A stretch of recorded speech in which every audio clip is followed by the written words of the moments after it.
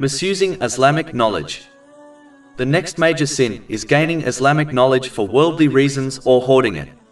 In a narration found in Sunan Ibn Majah, number 253, the Holy Prophet Muhammad, peace and blessings be upon him, warned that the one who obtains religious knowledge in order to show off to scholars, argue with others, or attract attention to themselves will go to hell.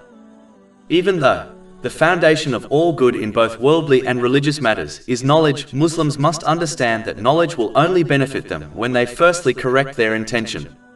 Meaning, they strive to obtain and act on knowledge in order to please Allah, the Exalted.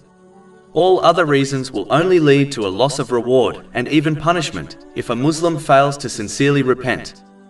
In reality, knowledge is like rainwater which falls on different types of trees. Some trees grow by this water in order to benefit others, such as a fruit tree, whereas other trees grow by this water and become a nuisance to others. Even though the rainwater is the same in both cases, but the outcome is very different. Similarly, religious knowledge is the same for people, but if one adopts the incorrect intention, then it will become a means of their destruction. Conversely, if one adopts the correct intention, it will become a means of their salvation. Muslims should therefore correct their intention in all matters, as they will be judged on this. This is confirmed in a narration found in Sahih Bukhari, number 1. And they should remember that one of the first people to enter hell will be a scholar who only obtained knowledge in order to show off to others. This has been warned in a narration found in Sahih Muslim, number 4923. Obtaining and acting on useful knowledge with the correct intention is true beneficial knowledge.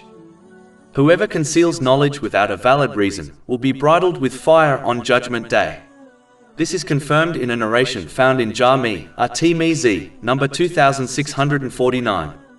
Therefore, Muslims must share the useful knowledge they gain with others. It is simply foolish not to, as this is one of the righteous deeds which will benefit a Muslim even after they die. This has been advised in a narration found in Sunan Ibn Majah, number 241. Those who hoarded knowledge were forgotten by history, but those who shared it with others became known as the scholars and teachers of mankind.